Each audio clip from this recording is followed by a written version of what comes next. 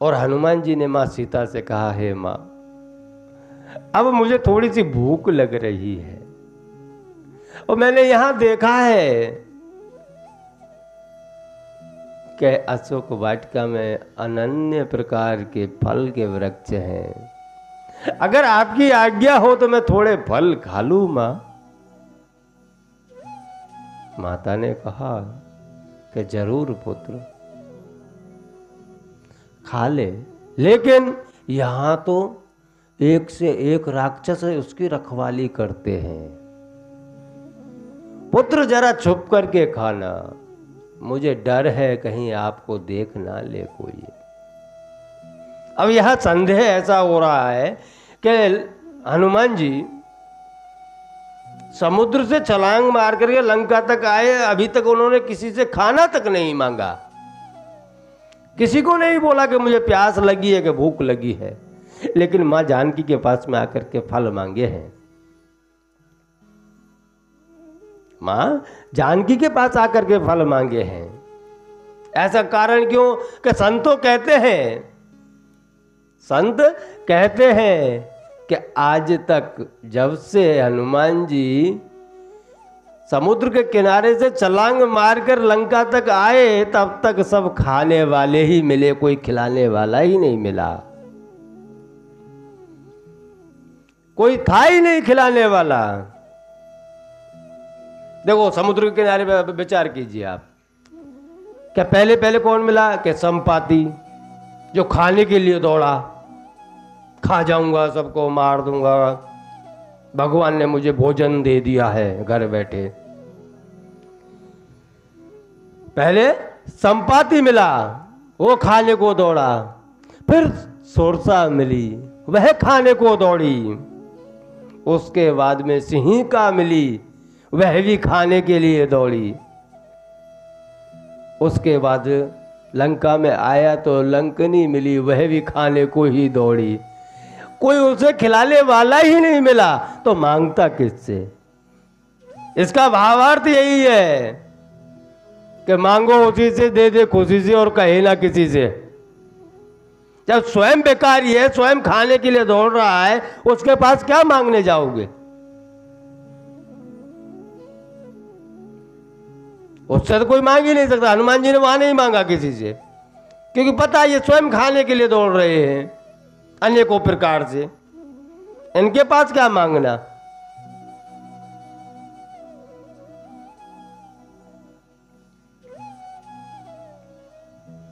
हनुमान जी ने मां जानकी से कहा है, मां जानकी ने कह दिया, जा पुत्र खा ले, पर सावधान रहना राक्षसों से। हनुमान जी ने मां जानकी को कहा, मां जा, हे माता, मुझे इन राक्षसों की भय नहीं है, इन राक्षसों का डर ही नहीं है, आप निश्चिंत होकर के बैठे। मैं अभी जाकर के खुद का थोड़ा पेट भरण कर लेता हूं। अगर ऐसा होता कि हनुमान जी वहां से दौड़ करके इधर को आए, तब तक उन्होंने भोजन नहीं मांगा, तो वे अभी इधर से भी छलांग मार के उधर पहुंच जाते, वहां जाके खा लेते। फिर यहां मां जानकी के पास में ही क्यों मांगना पड़ा? क्योंकि हनुमान जी जब अशोक वृक्ष के ऊपर बैठे हुए थे और त्रिजटा राक्षसी जब स्वयं के सपने के बारे में बता रही थी, तो हनुमान जी वह सुन रहे थे। कि मुझे लगता है, क्योंकि प्रभु राम अथवा राम के सेवक किसी के सपने में नहीं जाते, अगर थोड़ा बहुत भी भगवान के प्रति प्रेम भाव है, क्योंकि त्रिजटा भी भगवान राम की ही भक्त थी। अगर थोड़ा भी प्रेम भाव है भक्तों के प्रति, तो ही भगवान उसके स्वप्न में जाकर के मुझे कोई संदेश दे रहे हैं। हनुमान जी ने विचार किया कि त्रिजटा के रूप में आकर के भगवान ने ही मुझे यह संदेश दिया है कि खाली खाली आ मत जाना, कुछ करके आना। इसलिए कुछ करके जाना ही पड़ेगा, तो मुझे यहां थोड़ी सी लीला तो रचनी ही पड़ेगी। इसलिए भगवान राम की इच्छा अनुसार हनुमान जी फल खाने लगे हैं। लेकिन माँ ने कहा है कि पुत्र जा तो रहे हो फल खाने, लेकिन पेड़ से तोड़ के मत खाना, नीचे गिरे उसी को खाना। नीचे गिरे हुए फल खा लेना, पके पके होंगे, ऊपर से तोड़ के खाएगा तो थोड़े कड़वे भी हो सकते हैं। हनुमान जी ने सोचा कि चलो माँ ने आज्ञा तो दे दी है, पर नीचे गिरे हुए तो ताजा होने चाहिए ना, बासे क्यों खाएं। तो हनुमान जी पेड़ को हिला हिला करके गिरा करके खा रहे थे। वह सब लीला थी प्रभु राम हनुमान जी की। उस लीला को, पेड़ को हिलाते तो पेड़ टूट जाता, क्योंकि ताकत भी तो सहन होनी चाहिए ना। उन पेड़ों को तोड़ने लगे। बहुत से संत कहते हैं यहाँ पर कि हनुमान जी पेड़ तोड़ ही क्यों रहे थे। तो बहुत से संत कहते हैं कि पेड़ों की उपमा माया से की गई है, और जब भक्ति प्राप्त हो जाए तो माया को तोड़ना चालू हो जाता है। धीरे धीरे माया को तोड़ते, उसी प्रकार हनुमान जी सभी पेड़ों को तोड़ रहे हैं। रक्षक आए, उन्होंने हनुमान जी को रोका, हनुमान जी ने सबको मारा। सबको मारा तो उसमें से एक आदमी बच करके भागे, और जो बच करके भागे वो सीधे रावण के यहां पहुंचे।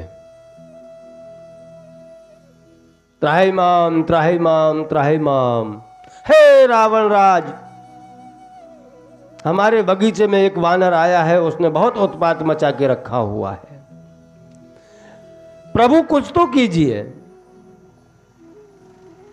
तो रावण ने स्वयं के पुत्र अक्षय कुमार को वहां भेजा है, और अक्षय कुमार गया है, युद्ध हुआ, और वहां अक्षय कुमार के साथ में जितने सैनिक थे सबको हनुमान जी ने मारा है। अक्षय कुमार का वध किया है। एक आध जो छूट गया वो फिर दौड़ करके रावण के पास आया। त्राहिमाम त्राहिमाम त्राहिमाम। इधर जो बचा हुआ सैनिक आया है, उसने कहा है कि प्रभु अक्षय कुमार को उस बंदर ने मार दिया है, कुछ कीजिए प्रभु, पूरी अशोक वाटिका उजाड़ दी है। तभी रावण ने मेघनाथ को बुलाया है कि जाओ उस बंदर को जिंदे पकड़ करके मेरे सामने लाओ, मारना मत। मैं भी देखना चाहता हूं कि मेरे पुत्र का वध करने वाला वह बानर कितना बलशाली है कैसा। तो मेघनाथ गया है, और मेघनाथ के जाते ही हनुमान जी ने देखा है कि हाँ, वीर योद्धा अब आया है हमारी बराबर का। अभी तक तो मैं बच्चों से खेल रहा था कि बराबर का योद्धा अब आया है, भयंकर युद्ध चला है। लेकिन हनुमान जी के ऊपर मेघनाथ का एक भी बाण काम नहीं कर रहा। थक हार करके मेघनाथ ने ब्रह्मास्त्र का प्रयोग किया है, और ब्रह्मास्त्र का प्रयोग किया है तभी हनुमान जी हाथ जोड़ के खड़े हो गए, क्योंकि ब्रह्मास्त्र का अपमान राम भक्त कभी करने नहीं चाहते, हनुमान जी करना नहीं चाहते, इसलिए हाथ जोड़ के खड़े हो गए। ब्रह्मास्त्र का मान रखते हुए हनुमान जी जैसे ही मूर्छित हुए तो मेघनाथ ने उनको नागपाश में बांध लिया है, और नागपाश में बांध करके लंका के दरबार में लाए हैं। तो रावण ने देखा कि ये वानर है, इसने इतना उत्पात मचा रखा है, भाई तू है कौन। हनुमान जी से पूछ रहा है रावण के तू है कौन, इतना उत्पात क्यों मचा रखा है, क्यों हमारी बगिया को उजाड़ रहा है। तब हनुमान जी ने कहा कि मैं रामदूत, मैं रामदूत हूं। सुन ब्रह्मा,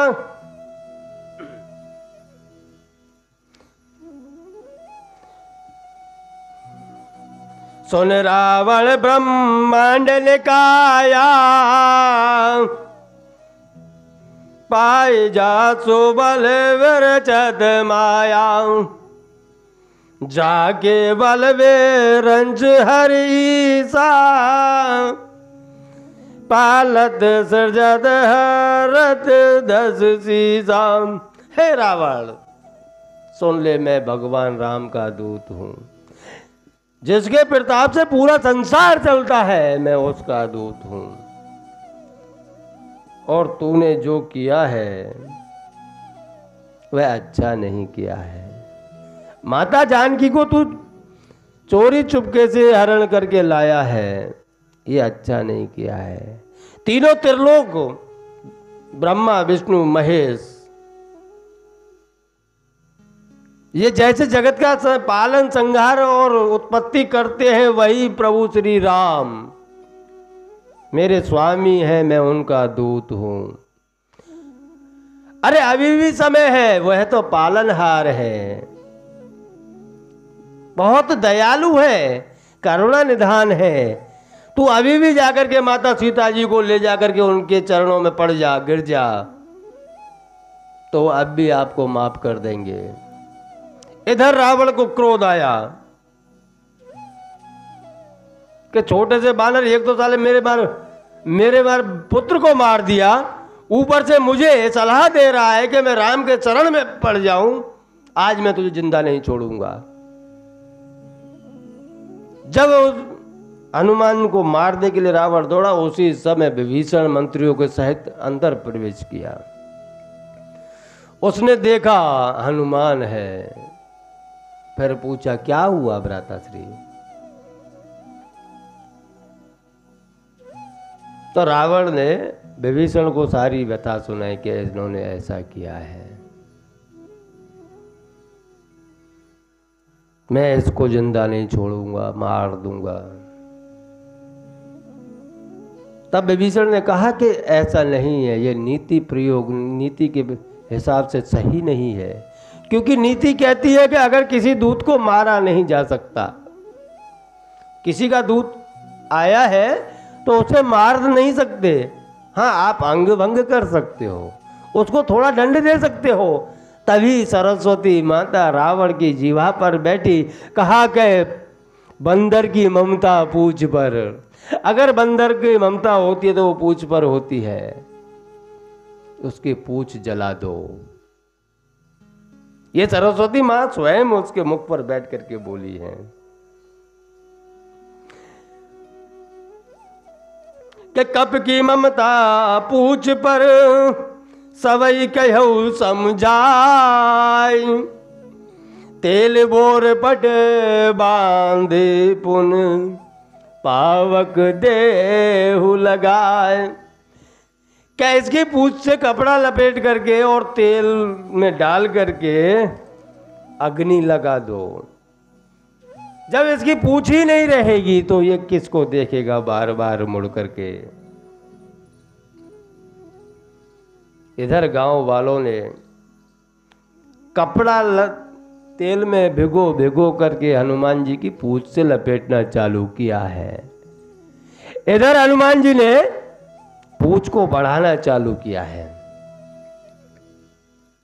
धीरे धीरे पूंछ बढ़ती गई, लंका के कपड़े और तेल दोनों लगते गए। इतनी लंबी पूंछ हो गई कि लंका के तेल और कपड़े दोनों खत्म हो गए। इधर हनुमान जी को बाजार में लेकर के निकले हैं सैनिक, सब हंस रहे हैं, कोई गाली दे रहा है, कोई लात दे रहा है। सब देखने आए कि ऐसा कौन सा बानर है जिसने लंका के अंदर इतना उत्पात मचा के रखा हुआ है। हनुमान जी को समुद्र के किनारे ले गए और जाकर के पावक लगा दिया है, अग्नि लगाई है। अब जैसे ही अग्नि लगी, अग्नि लगाने वाला कोई, तो क्या करेंगे मेरे राम? जैसे अग्नि लगी, हनुमान जी ने स्वयं का रूप छोटा सा धारण करके वह नागपाश में से छूट करके बाहर निकले और विकराट रूप धारण कर लिया। विराट रूप धारण करने के बाद हनुमान जी अटारी अटारी पर दौड़ रहे हैं, देख रहे हैं। वो कहता है ना, जिसके साथ में भगवान होता है उसका कोई कुछ नहीं बिगाड़ सकता। इधर हनुमान जी को संदेश भगवान का ही मिला था स्वप्न के रूप में, तो सभी देवता भी आ गए। उस दिन 49 प्रकार की वायु चल रही थी, पवन चल रही थी, वह 49 प्रकार की चल रही थी। तो लंका को जलने में कोई टाइम नहीं लगा, बहुत सरलता से जलना चालू हो गया लंका का। बस इस अटारी से उस अटारी, उस अटारी से उस अटारी, धीरे धीरे पूरी लंका में आग फैल गई। लेकिन एक विभीषण का घर नहीं जला। यहां संत कहते हैं कि एक विभीषण का घर नहीं जला, बाकी की पूरी लंका जलना चालू हो गई। अब विभीषण का घर क्यों नहीं जला? एक यार छोटी सी कहावत है ना, जैसे को तैसा तो होना ही पड़ता है। कि संत कहते हैं कि कभी कोई अन्नकूट का प्रोग्राम हो, आयोजन हो, भगवान को थाल लगाना हो अन्नकूट का, तो पुजारी पूरे गांव में फाड़ा तैयार करता है, घर घर जाता है, जो जिसको जो देना हो वह देता है, जितना देता है उसको ना ले लेता है। और जब अन्नकूट का थाल रख जाता है ठाकुर जी को, उसके बाद में हर घर में वह प्रसादी पहुंचाता है। यह हमारे धर्म में एक नियम है कि जिस घर से जितना भाड़ा आया है उसको वहां प्रसादी पहुंचाता है। उसी प्रकार पूरी लंका में से किसी के घर से कपड़ा, किसी के घर से तेल, किसी के घर से सारा सामान आया है, तो हनुमान जी को पता है कि सबको देना पड़ेगा। लेकिन विभीषण के घर से कुछ नहीं आया, और जिसके घर से कुछ नहीं आया उसको क्या देना? वह अग्नि स्वरूप प्रसादी सबके घर को दे रहा है हनुमान जी। उधर विभीषण के घर से कुछ आया नहीं, इसलिए कुछ दिया नहीं। पूरी लंका जल रही है, उलट पुलट सब लंका जारी, कूद परे मही सिंधु मरारी। के उलट पलट करके लंका को जलाया है। संत कहते उलट पलट यानी ऊंची नीची करके नहीं जलाया। हनुमान जी गए लंका जलाने, और लंका जला करके आए, फिर याद आया साला वो वाला घर रह गया है, उसको जलाना है। वापस जा जा करके उस लंका को जलाया गया है। इसलिए तुलसीदास जी ने कहा है उलट पलट सब लंका जारी, क्या याद कर करके घरों को जलाया गया है। इस घर से ये सामान मिला है, इससे ये मिला है, वापस जा जा करके लंका को जलाया है। फिर उसके बाद में जब लंका जलना चालू हो गई है, तो हनुमान जी ने समुद्र के अंदर कूद करके पूंछ को, अग्नि को बुझाया है, और अग्नि बुझा करके मां सीता के पास में हनुमान जी गए।